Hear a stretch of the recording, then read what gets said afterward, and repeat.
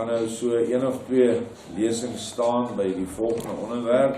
Hierdie lesing nou nommer 48, die 22ste Mei, is nog steeds onder die Eindtyd Diere van Openbaring. Ek het myne nog nie aangesoek. Die 22ste Mei, lesing 48, Eindtyd Diere van Openbaring. En ons gaan so kyk, wat het Vader vir Johanna Brandt gegee oor hierdie tyd waarin ons nou is. Nou, Johanna Brandt was 'n baie besondere vrou. Sy was nou 'n dominee se dogter en sy was met 'n dominee getroud. Afnooiens van was eintlik van Warmelo. Hy was nogal 'n bekende predikant en nogal nie 'n te sleg ou nie. Hy het regtig die volksbelange gedra op sy hart. Sover ek onthou het die dominee Warmelo nog voorsiener van Rensburg in die huwelik bevestig ook. Nou dit was haar pa, en ek dink hulle was stoere hervormers, nee, wat een van die 3. Ek dink so. Maar hoe dit ook al sê, toe die vrou by haar moeder se sterfbed, baie ongelooflik vir daardie tyd openbaringe kry, en sy nog vertel dat daar 'n engel aan haar verskyn het, en al die dinge wat sy ervaar het, en waar sy die nag grys geword het, toe skiet hulle dit alles af. En die vrou het regtig 'n stem roepende in die woestyn, was 'n stem roepende. Niemand het geluister nie. Want ons weet mos nou maar wat is die kerk se beleid. Dat gesigte, visioene, openbarings, die goed glo hulle nie aan nie. En hulle het daar verwerp. So kom ons lees 'n paar aanhalings uit die boekie die Millennium. En dit is die 5de visioen van Johanna. En die ding se naam is die nagaanval op Johannesburg. Nou, mense kan dit maar op 2 vlakke lees. Die fisiese is soos wat ons nou gaan sien. Maar hierdie nagaanval op Johannesburg in die gees is al lankal besig. Johannesburg sal altyd in simboliek die plek voorstel van Babylon, of Babel in Hebreëus. Dit is die Babylon, Johannesburg. Johannesburg was die sentrale punt waar vanaf die oorlog ook teen die boererepublieke beplan was, tussen Johannesburg en Kaapstad, Cecil John Rhodes, en hy het sy agente hier gehad, en hulle wou die land vir hulle self hê, want hulle wou al die goud gevat het, daardie tyd. So, dit wat nou gebeur in die land waarin ons nou is alreeds 'n geestelike aanloop tot die finale aanval met kapmesse. Maar op die huidige oomblik sien ek dat ons met Jesaja 18 te doen het, waar Joshua toelaat dat die boom gekap word. Daar staan, met kapmesse snoei hy die lote. So, die lote kan spesifieke mense, groeperings van mense wees wat uitgeroei word, maar dit kan ook wees dat hy die lote in jou boom snoei. Dit wat nie daar is, daar hoort nie. Byvoorbeeld, die liefde vir hierdie swart barbare word nou baie nice getrim met pangas in die mens self. Dit is nie lekker nie, dit is onaangenaam, maar minstens kom hulle nou agter dat die goed net vir hulle self is. Dat maak nie saak hoeveel biljoen hulle kry vir hulp nie, hulle sal dit steel, en nie vir hulle eie mense gee nie, om nie eers te praat van ons blankes nie. So, ons is nou daar, en dit gaan uitloop in die volgende. Oor die bloedbad wat in Suid-Afrika sou plaasvind, het die boodskapper of die engel wat aan haar verskyn het gesê, kyk, sy het gekyk en voor haar 'n miniatuur kafferassegaai op die grond sien lê. Dan sien sy die begin van 'n staking wat gou dwars oor die land versprei. En hoog bo in die lug hang die letters XL. Dit is 'n Romeinse 40. Alles staan. Selfs die groot besighede is gesluit en verlate, niks funksioneer meer nie. Die stakings is so groot dat die hele land lam gelê word. Terwyl hierdie staking aan die gang is, organiseer die swartes in die geheim en kom een nag by mekaar in Johannesburg. Dan gebeur dit vinnig en onverwags. Hulle sny die kragverbindings binne en rondom die stad af. Nou ja, die toestand wat sy hier beskryf is sekerlik nog nie wat ons nou het nie, dat die hele land basies omtrent gesluit is so, maar daar is heel wat besighede wat nog werk. So, ek dink wat ons nou in is die voorloop tot hierdie wat sy sien, dat alles gaan staan. En wanneer hulle dan die kragverbindings afsny, dan weet ons, is die mens nie meer beskerm nie met menslike goed, met menslike drade en alarms ensovoorts nie. En dis dan wat hulle doen, dan sê sy, hierna sien sy vaar hulle die blanke gebiede in, en vermoor ons mense voor die voet. Duisende en duisende gaan sterf in daardie Egiptiese nag, wat oor die blankes in Johannesburg gaan toesak. Toe ek in die visioen die talle verminkte lyke rondom my sien lê, het ek geskok en hardop uitgeroep. Dit kan tog nie wees nie, want daar is nie so baie mense in Johannesburg nie. Vanweer die verskrikking van hierdie gesig het Johanna Brandt in een enkele nag heeltemal grys geword. Die wyse waarop hulle die blankes vermoor het, is te afgryslik verwoorde, skryf sy. Soos meer as 150 jaar gelede by Bloukrans, het ek gesien hoe dat die swartes die blanke babas aan die voete vat en hulle koppies teen die naaste harde voorwerp vergrys. Die gille was ontsettend. Vrouens en kinders, oud en jonk, is voor die voet afgemaai met gewere, assegaaie, knopkieries, kapmesse of enige ander soort wapen wat die swartes in die hande kon kry. Mense het probeer vlug, maar is ingehaal, doodgemaak en net so in hulle bloed laat lê. Daar was oral bloed, op die strate, op die sypaadjies, in die huise, woonstelle en winkels. Toe die dag breek, sien ek hoe die swart hordes in die rigting van Pretoria beweeg. Dit was die teken vir die ander swartes in die land om ook tot aanval oor te gaan en om in hulle eie dorpe die blankes stelselmatig uit te moor. Sy het ook gehoor hoe hulle onder mekaar na hierdie dag verwys as Our Great Day of Uhuru, dit is die ander naam. Johanna se verdere visioene bevestig dat dit vir die tye waarin ons nou leef gegee is. Daarom die boek se naam Millennium. Gaan sy verder en sy sê die hele aarde sal in 'n toestand verwoesting en chaos wees. Ons is nou nie heeltemal in 'n toestand van verwoesting nie, maar as chaos. Elke land sal geskit word deur oorlog binne sy grense. Interessant, né? Oorlog binne sy grense. Deur revolusies, stakings, opstande, burgeroorloë, siektes, hongersnode en onbekende peste. En dit alles sal gebeur terwyl die elemente hulle woede op die aarde sal loslaat. Die son en die maan sal hulle lig nie gee nie, die sterre sal uit die hemel val. Daar sal storms op land en see wees, aardbewings en vloede, waarin groot riviere sal ontstaan in plekke waar dit nou nog baie dor en droog is. En dis in kort wat sy in daai visioen gesien het, wat hierdie engel vir haar gewys het.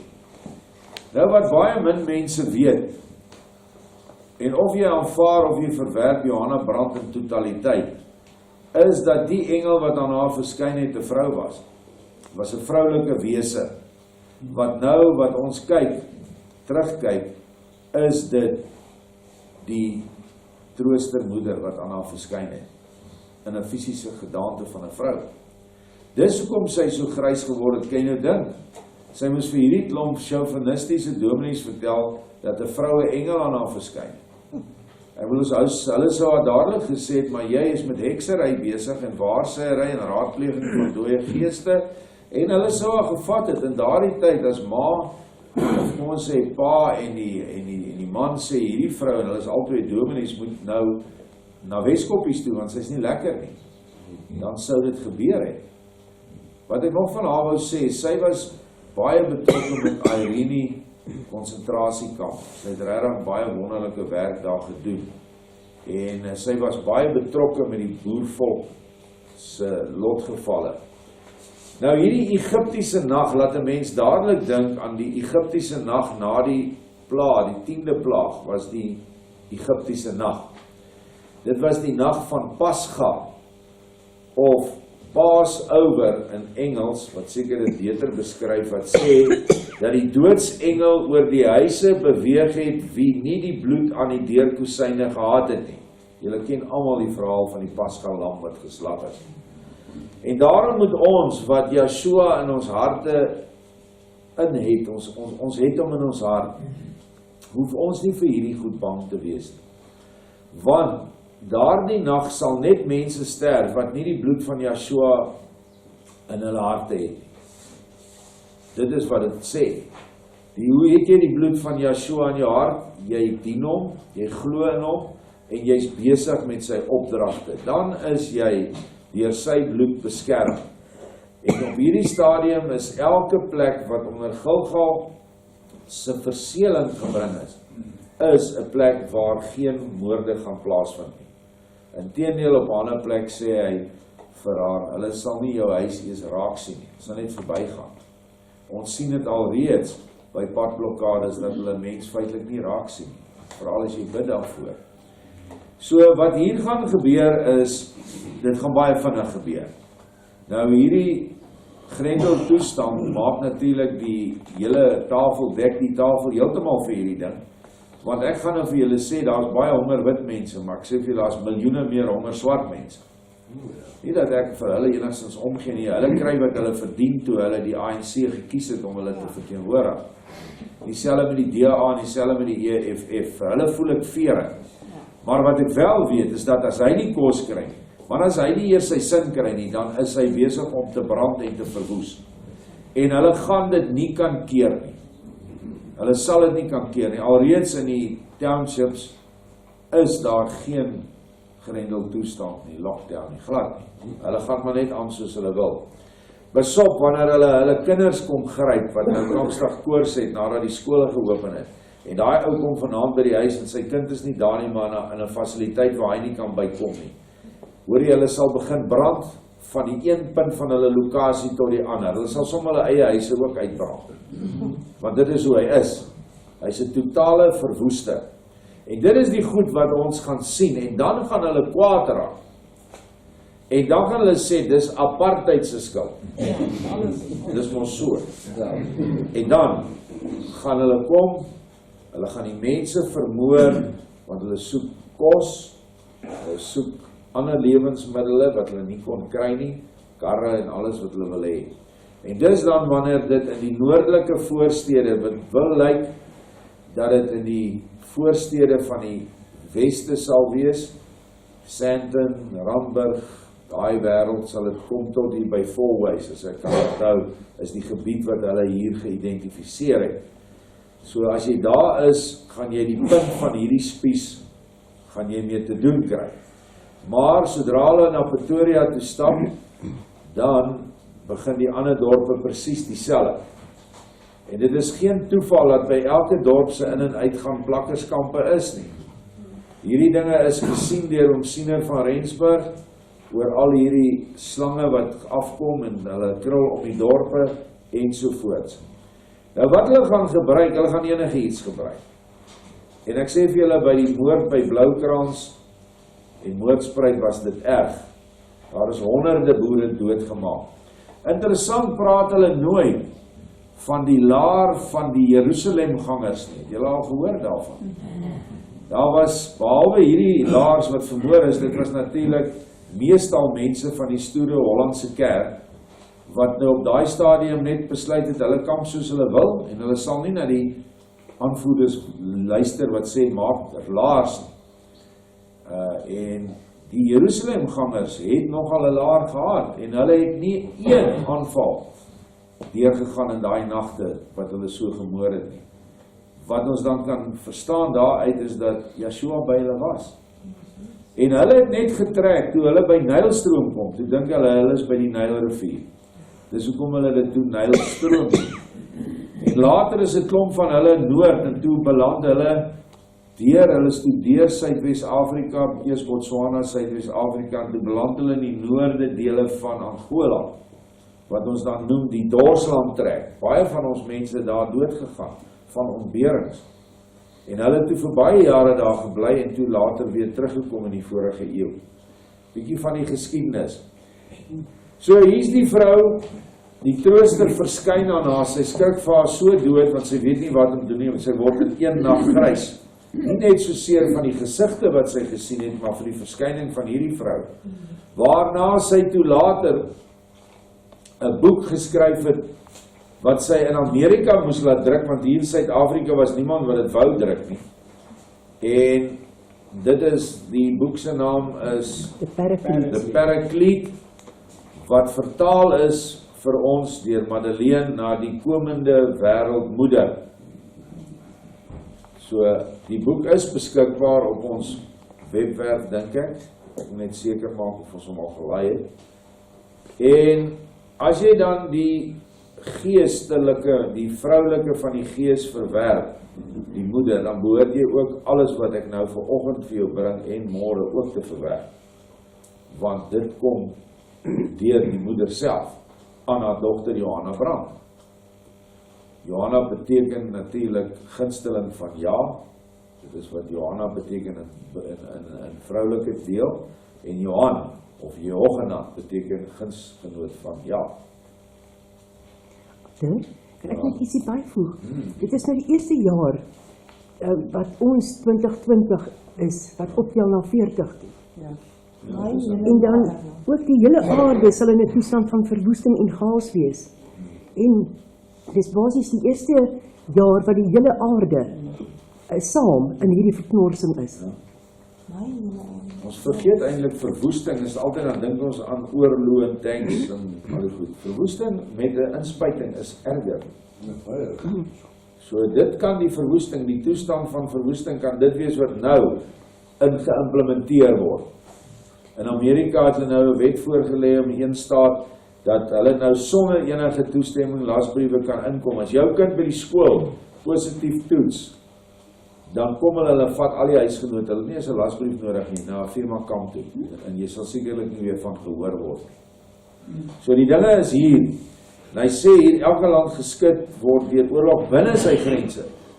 So ons gaan in Duitsland, Swede, Noorwe, Denemarke, Engeland, gaan ons daai faksiegevegte sien tussen hierdie wat ingestroom het en wat basies die burgers van die land. Dit word baie stil gehou. In Frankryk woed 'n burgeroorlog. Dit is baie erg in Parys, maar hulle praat nie daaroor nie. So baie dinge gaan ons nie van weet nie, omsien het dit ook gesê. So nou die volgende visioen is eintlik die een voor dit, die vierde visioen. Die rampe wat Suid-Afrika gaan tref. Spaar Suid-Afrika, het sy beangs geroep. Wat sien jy, het die boodskapper gevra. Dit is nou dieselfde boodskapper, die vroulike een. Johanna vertel self, ek het 'n pragtige land gesien wat deur 'n siedende orkaan getuister word. Die vreemdste vir my was die onverwagsheid van die storm. So angswekkend dat dit selfs die aarde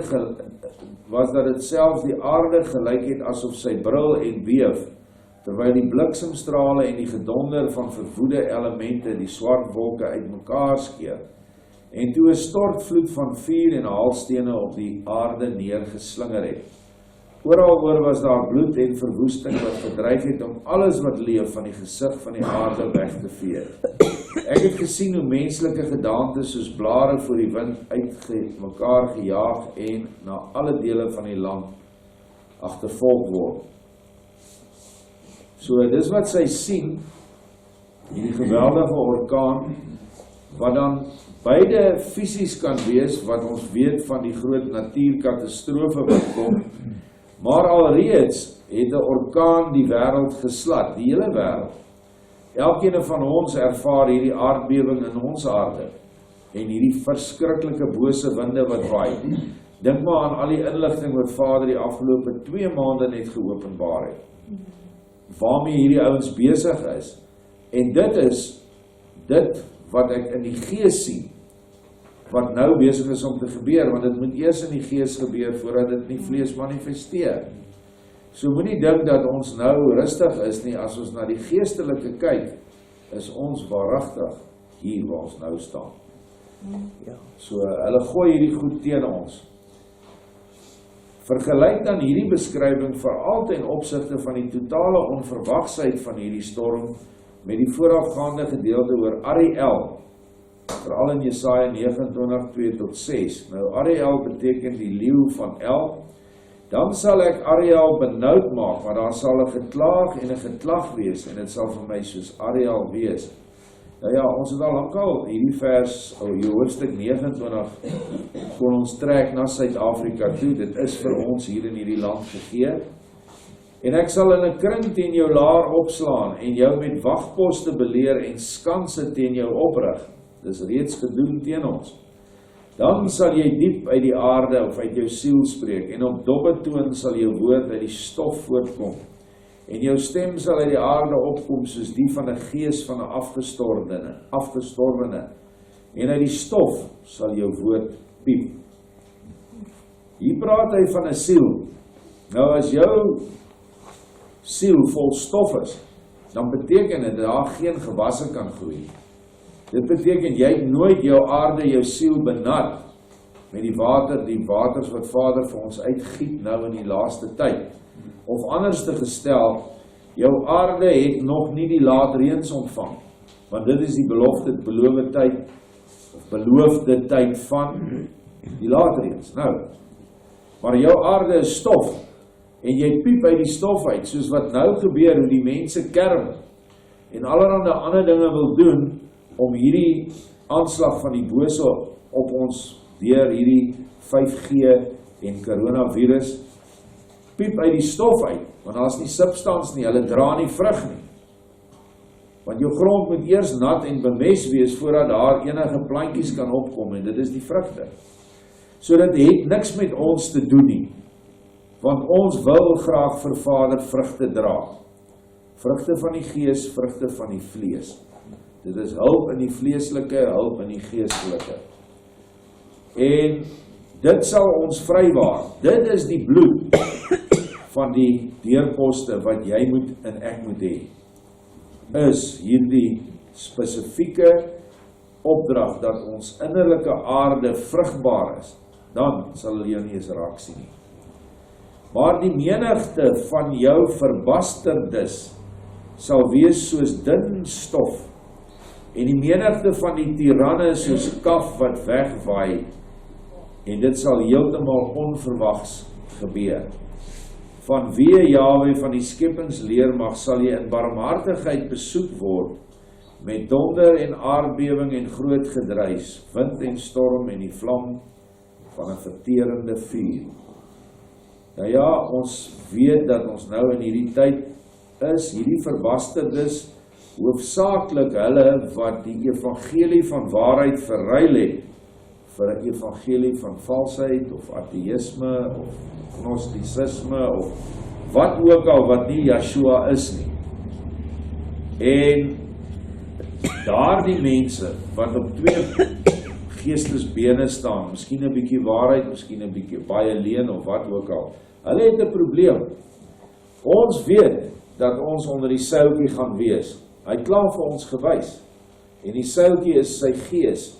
Hoeveel engele ons gaan beskerm, sal ons nie weet nie, maar maak nie saak nie. Ons sal weet, dis genoeg. Dit is wat Jesaja 29 aan betref. En dan is ons weer by dit was 'n skrikwekkende toneel wat my gedagtes tot vandag toe nog kwel. Maar dit was nie al nie. Die storm van wanhoop wat Suid-Afrika met vernietiging bereik het, het gelyk asof dit oor die volle lengte en breedte van die aarde woed. Dit het ook gelyk asof die duisternis van 'n verskriklike nag oor mens en dier toegesak het. En baie siele het werklik net soos die boodskapper gesê het, gebid dat die dood hulle moes verlos, maar te vergeefs. Dan volgende net tot daar's nog wat kom oor hierdie spesifieke gesigte. Dat ons baie naby aan hierdie fisiese toestand is, dit glo ek.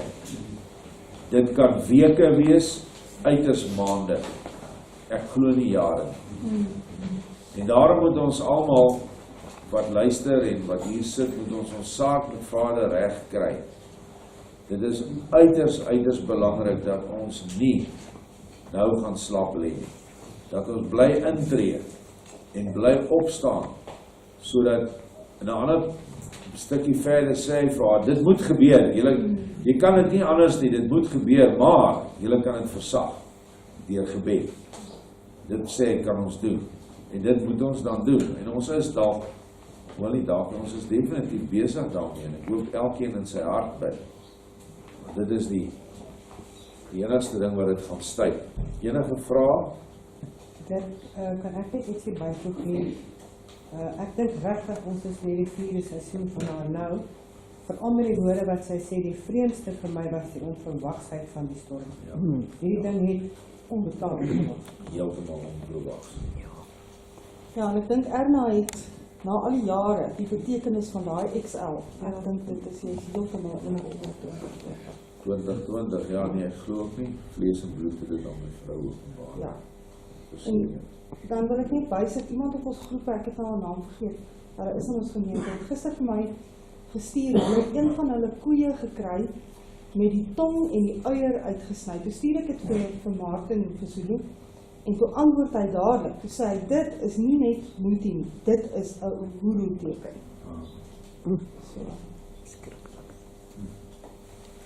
Nou ja, ons reik.